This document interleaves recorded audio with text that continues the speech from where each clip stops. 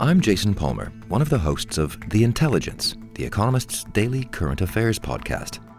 The Economist's award-winning shows make sense of what matters, from our special series on China's president to our weekly podcasts on business, technology, and American politics. Our journalists provide fair, in-depth reporting on the events shaping the world. Search for Economist Podcasts Plus and sign up to our free 1-month trial.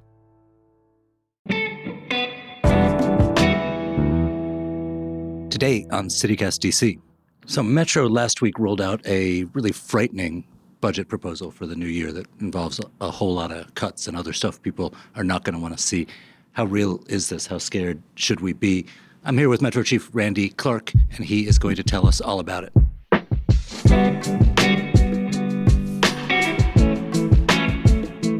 Today is Monday, December 18th. I'm Michael Schaefer, and here's what DC is talking about.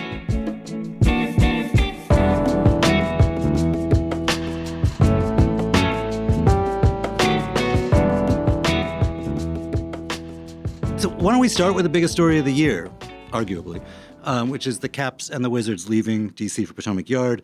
At their announcement of this, they were very keen on touting the transportation access. What does this mean for Metro? Yeah, so listen, we're not involved in the decision. This is, it's not. I don't know if it's a decision yet, as much as it's a framework for a decision. That's up for Virginia and Monumental to work on. We just opened a new station there about 6 months ago. Clearly wasn't designed for an arena type of ridership traffic, but the mayor at Alexandria has been talking about how modifications would have to be made. So as this process evolves, as it goes forward, we would certainly collaborate with the development and the city and the state and figure out what modifications we needed to facilitate that type of volume of people, a development that size. You're talking a very big development. So, we need to figure out a way to move a lot of people. That's what we do really well. We're a gazillion times better than roads at moving tons of people. That's the efficiency of transit. So we look forward to collaboration as this moves forward. So there's been talk of like the Bloop and other changes involving the Blue Line. How would this affect those changes? I realize it's very early here. Yeah, well, one, we have no money for the Bloop or anything else, right? So not to be, but it does bring into question the long-term kind of never-ending challenges of what do we want the region to be and how your transportation network and your economic activity centers and schools and all these things have to kind of be regionally planned together. At the end of the day, between Roslyn and Stadium Armory, we have a congestion problem, 3 lines, blue, orange, and silver, all interlined in that section. So when it's working perfect, it's amazing because frequency is nonstop. Any issues, though, bottlenecks the whole thing. And so now we have to figure that out long term, and this could play into that. So if it weren't for the arena news, I think the news that would be dominating the city conversation right now would be about the Metro budget, because you've rolled out your proposal for next year. It is, I don't know what the dire, catastrophic. I was going to say apocalyptic. Yeah, but all those adjectives will. But it's really grim. There's reductions in trains, reductions in bus service, fare increases, stations closing, and so on. And a lot of layoffs and salary freezes here, too. You've said you want to have a world-class system. This is not... This is the opposite of world-class system. Yeah, I mean, that this pushes us back heavy. So we just did this great strategic plan. We did it. The board approved it. Worked with all of our regional partners on it. I mean, everyone says they want our system, which is already arguably the best system in the country, to be more like a European, Asian, the best of the best. We're the national capital, the most important place on planet Earth. And there's ways that we can make that better, whether it's more BRT, dedicated bus lanes, whether it's better weekend bus service in a lot of places that don't have it. We, quite frankly, should be talking about platform screen doors and automated trains that you would see. I mean, Dulles Airport has that. They're safer. It's a much better customer experience and more cost efficient. We need to have goals to move our organization forward, not to be just what we're doing today. But this cuts go completely the opposite of that. So we put a lot of work in strategic plan.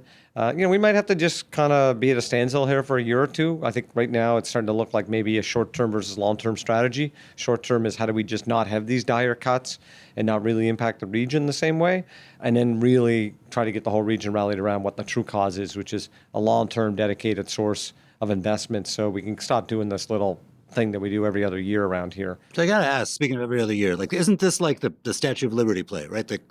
Park Service budget is threatened and they say, well, we're going to have to close the Statue of Liberty, and everyone freaks out, and then the money is cut loose. Are these real? Like, of course they're really real. a danger? I mean, I don't know if that's the perfect analogy, but in one way I like it, which is the Park Service doesn't have its own revenue. Someone else has to allocate the money to the Park Service, so we don't have our own revenue, and that's a problem. So we collect revenue from fares, which is not a massive part of our budget.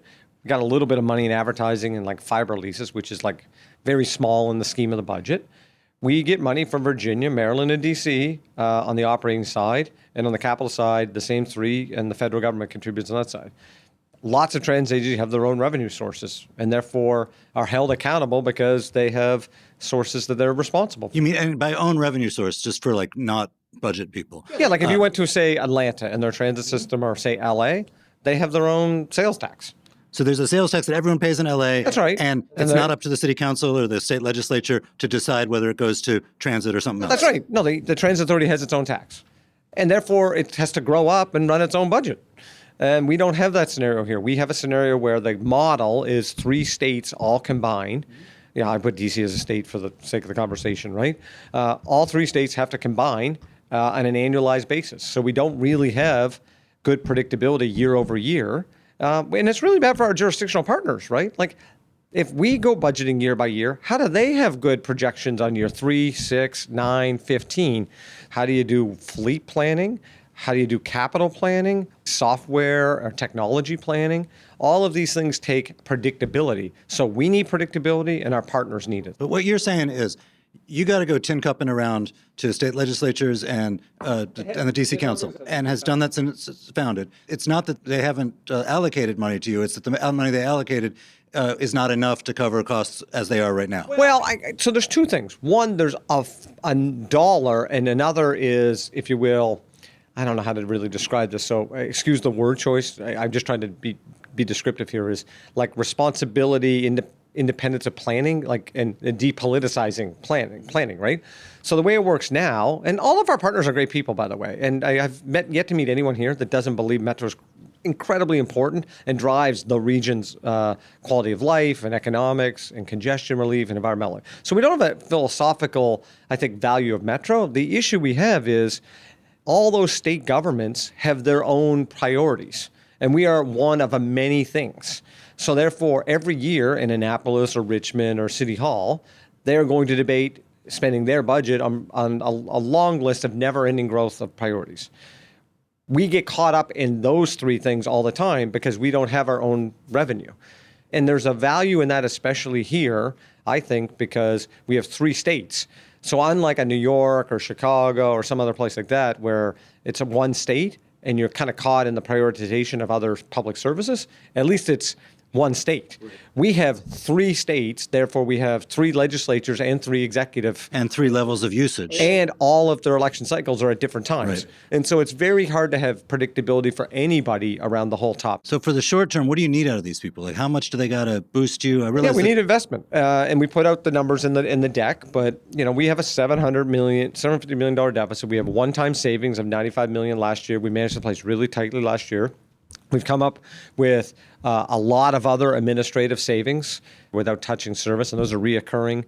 Wage and salary freeze, which is worth $38 million. So that's me telling everyone that works here, for the next 18 months, you're not getting any increase. And I need you to work even harder. Then we have $25 million of administrative cost savings on the capital side, which has been great. So we've done all that part. Then at the end of the day, there's fares and there's service. There's nothing else that we can do. The other thing for people is they go, well, if you collected every fare, you wouldn't have this problem. Yes, we would have the problem. We're a public service. So are we trying to collect every fare? 100%. Fare enforcement's up. We have all these new fare gates. We're replacing fare box on buses. We're going after it really hard. We want people to pay their fair share. There's a lot of, people use systems and they say, I see people fare evading. If they did that, you wouldn't have a problem. And that's just not technically accurate. So, at the press conference where they announced this new arena, politician after politician in Virginia, including the Republican governor, made a point of saying one of the great things about this is right by transit. Sure, yeah. Which is, I guess underlines your point that these are partners that you like working with. It's hard to not appreciate Governor Youngkin's. If this is a thing you're able to leverage towards getting some action out of these legislatures? Well, I don't like the word leverage because then it seems like it's us versus someone. Like we're an apolitical organization, right? We're just transit professionals. Look, so that's why I don't like the leverage conversation. So to me, the positive of this is Governor Youngkin stood next to a metro station and said, we can't do this without that great station over there. And he's correct. Where Metro is where everybody is. 3% of the actual land in the entire DMV is within a half a mile metro station, and it makes up 30% of the property tax for the region. 3% of land generates 30%. 70% of the jobs are within a half a mile.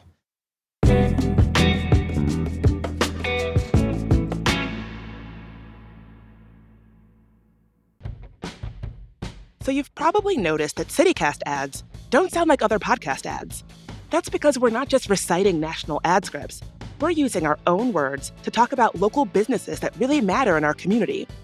Sometimes CityCast ads are hilarious. They're frequently passionate. They're always heartfelt. That's the thing about advertising for businesses that are part of the city that you care about. And I mean, overall, CityCast is just doing things differently. That's one reason we just won Adweek's Podcast Innovator of the Year award. So if you're interested in getting your business or product in front of people who care about this city as much as we do, consider placing an ad with CityCast, the Podcast Innovators of the Year. It's not just our city, by the way. CityCast has dedicated local teams in Boise, Chicago, DC, Houston, Madison, Philly, Pittsburgh, Portland, Salt Lake, and Las Vegas, and soon, Austin and Nashville. Place an ad today in the cities that matter to your company. Reach out at ads@citycast.fm. That's ads@citycast.fm.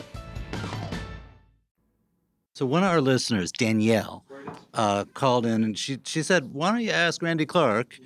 And you've sort of answered this, but like, what is your ideal scenario for kind of solving this, making it so we don't have to go through this terrible exercise every couple of years? Yeah, well, I appreciate Danielle, and and what I like about this whole thing is there's so many people that are involved and care about the topic, and isn't that a great thing in a time of so much cynicism and people saying that no one cares? People deeply care about the services that they rely on every day.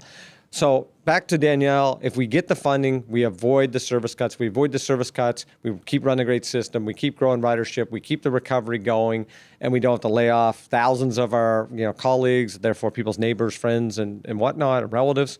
And then what we really need is this long-term funding source. And it needs to be thought of as an investment, not subsidy, period.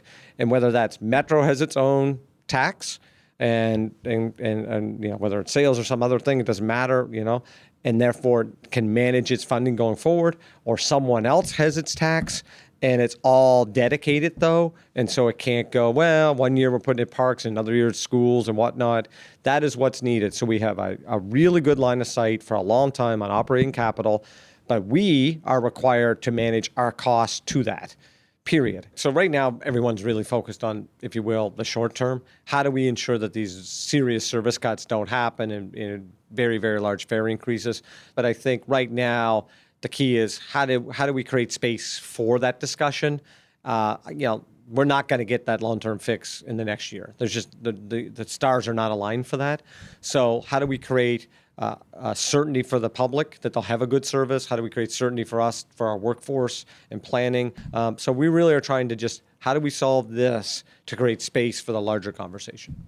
And then we should have one caveat. If we ever have a once in 100-year pandemic and the worst inflation of all time, we all agree to shake hands and adjust, because you can't give Metro a different rule set than the rest of the world for the last 3 years. You can't say your personal home and every other government service and every business went through inflationary pressures, but magically we have to be held to some standard for the last 3 years that completely doesn't line up with what happened in the world.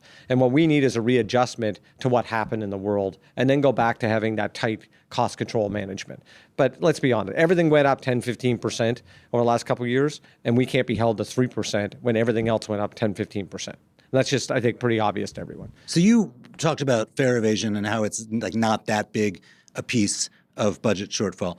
There's another piece of it, though, which is, if I'm just a regular Metro customer and I see someone else fare jumping, I think that person has broken the rule against fare jumping. For sure. And my human mind is likely to go to, well, maybe that person will also break the rule against punching me in the face or doing some act of violence or something terrible. I think there's a natural tendency for some people to think that way. And it makes it a more frightening experience, just a less good experience, period.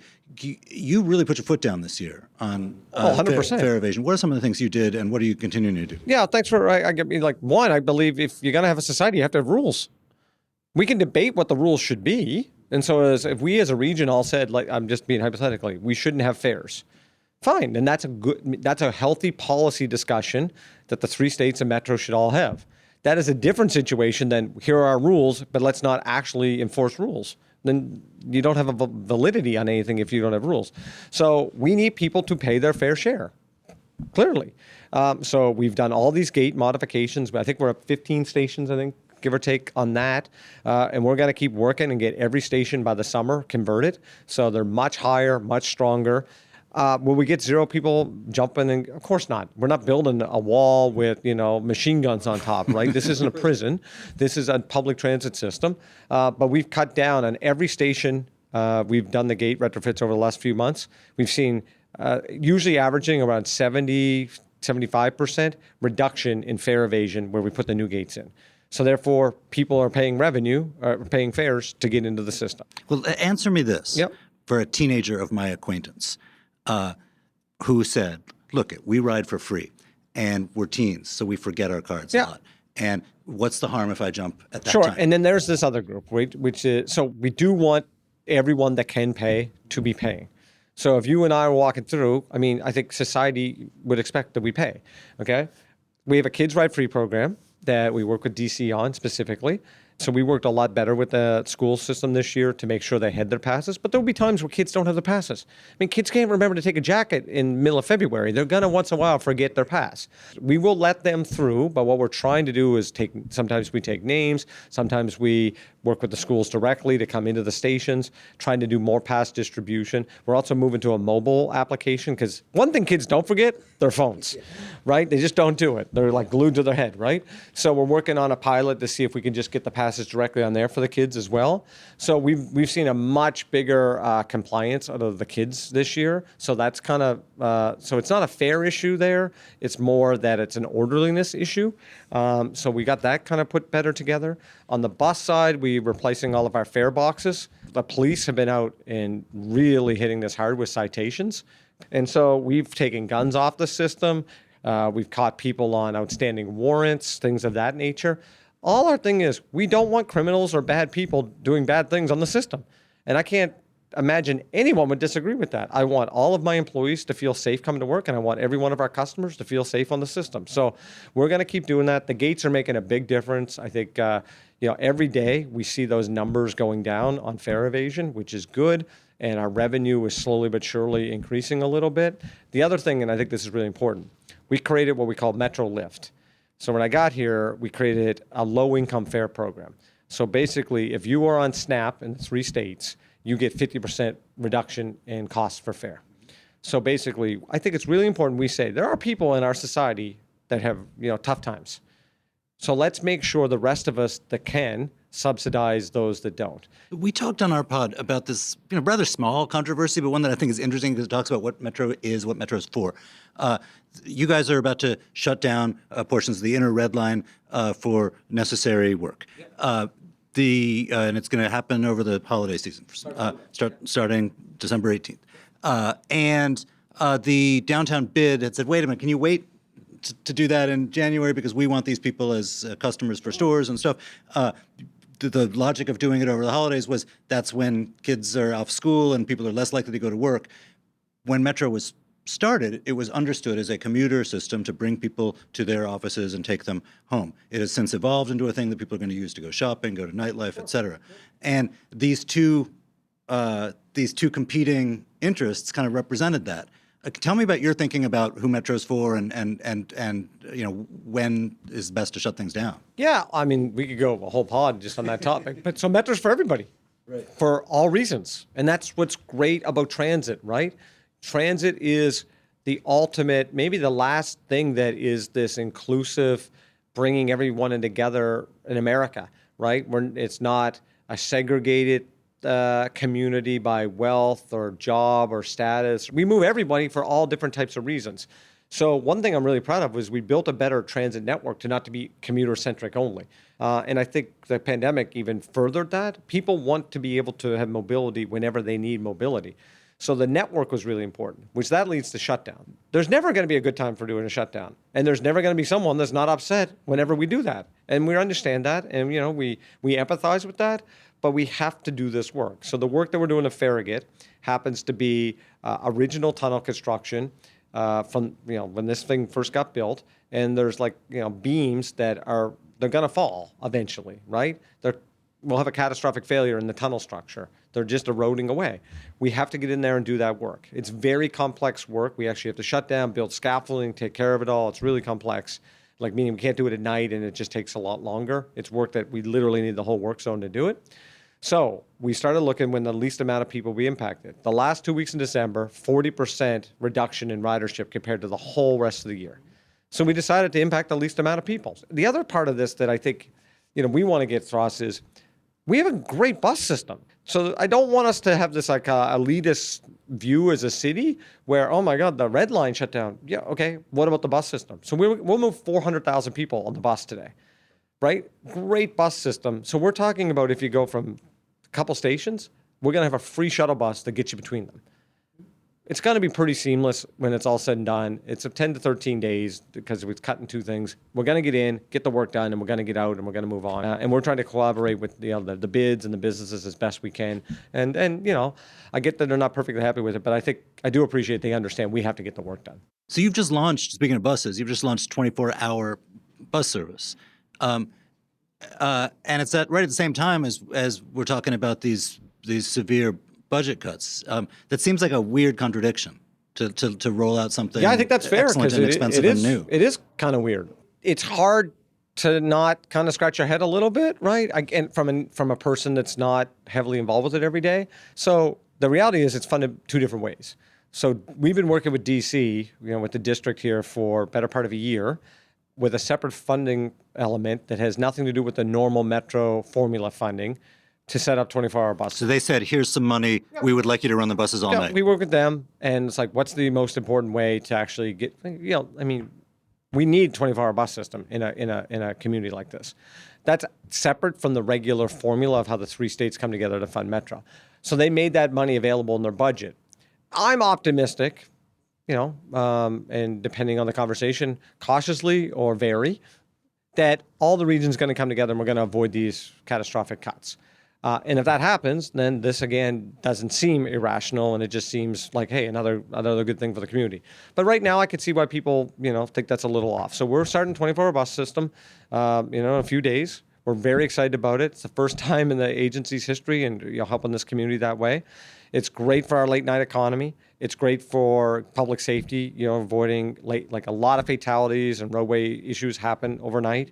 It's great for equity. It's great for people that, people that work at hotels and restaurants first thing in the morning. People want to get to an airport early. All of these things, this system will make a lot better and fill that couple-hour gap overnight.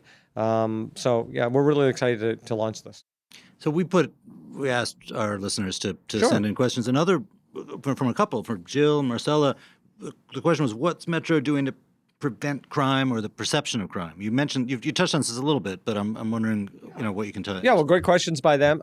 We can't put our head in the sand and pretend that there's a crime topic out there, right? And I do think it's both real and perceived. We have a national perception of crime that is probably bigger than it actually is, but we clearly have real crime too, right? So I think it's got pretty politicized, sadly. We have crime in America, especially gun violence, that is really bad, and there's no getting around it, right? We have too much gun violence in the country. But if you look at the reality is there's pockets of crime, but since everyone is dominated by mostly social media and everything's targeted, you are inundated with crime. Yes. So if the same amount of crime was happening now in 1992, you would not feel probably the same feeling of crime because depending on where you lived and worked and played, you might not even know about some of that crime. And in real 1992... was very serious crime. Very serious crime in D.C., but the Metro was never perceived as a place that was dangerous. That's right.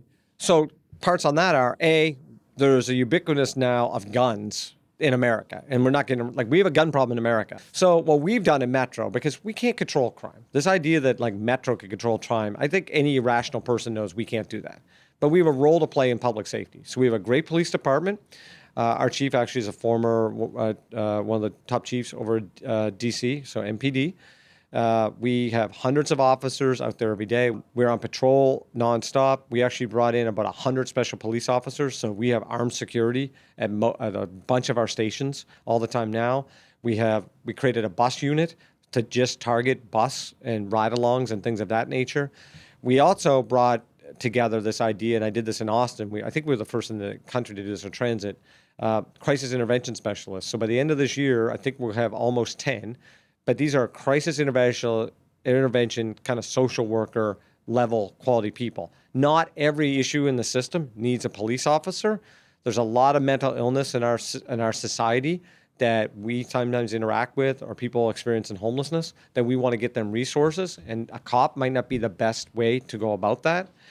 So we want to do that as well. I would imagine that there's like very few places, at least within the train system, that are not on camera. And that's the third part, video. So we kind of say compassion, cops, and cameras, right? Three-legged approach to what we're doing. So we have our big control center, but we were trying to actually do this in a more proactive way as well. So if you're on a bus, we're going to be able to see what happens. If buses and trains and stations and all of these kind of things. So that's why we solve crime almost instantaneously or with our partners. But let's say there was a hypothetical, a shooting on the street. Immediately, we'll be asked, were there any buses on the street at that time? And if so, we'll immediately pull video and help, say, an MPD or someone else. We might catch a shooting on video, which will help them solve it. We might get partial plate if it was someone taking off from it. So we're part of the security apparatus. We've driven down crime. We're the lowest we've been in 9 months. So every month in 9 months, crime is going down. So are we where we want to be? No. But it is clear that we have a lot less crime in the system than we did a year ago. Part of that is that point of entry policing where at the fare gates, we are stopping people from doing that behavior and getting in the system.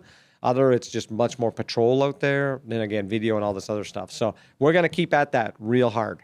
Before I let you go, where do you live? What's your commute here to Metro headquarters? Yeah, so I'm on the system every single day. I think I looked at the thing last week. I have this year, I think, about 550 trips on the system. Mm-hmm. I definitely do more rail overall, but my rail is definitely more in the week. I do the weekend probably a little bit more on the bus side, but I'm on the system every single day. I walk a lot too, but I live in the city. And I assume that everyone here knows where you live, and does that make them more likely to want to work that station or less likely? Listen, my job as a leader is to create a vision, drive passion, and clear the lane for others to care about their work, be empowered, and do their job. And so, there's no question. The team out there knows I'm on the system. Most people, I think, don't have a problem someone kind of keeping an eye on you and holding you accountable when they also are their champion and they are willing to put in the work and walk the talk. And that if they're doing a good job, I'm going to thank them heavily. And my job is to represent them publicly as well. So, yeah. So it's an honor to have this role. It really is. It's such an amazing organization, and I'm really proud of the work we do. And we're going to keep working on it to make sure people feel, that they can count on us. Randy, thank you so much for being here. Yeah, thanks for having me. I really appreciate it. Happy holidays. You too.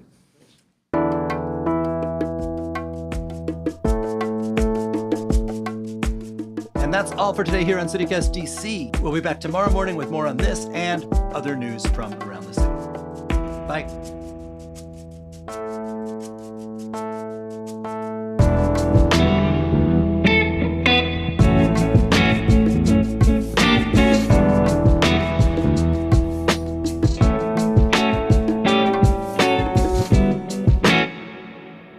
Well, I would say the biggest story of the year for us is our budget deficit. Well, I was going to start with something regional story of the year, I guess. I was going to start with something that wasn't catastrophic. Oh, okay.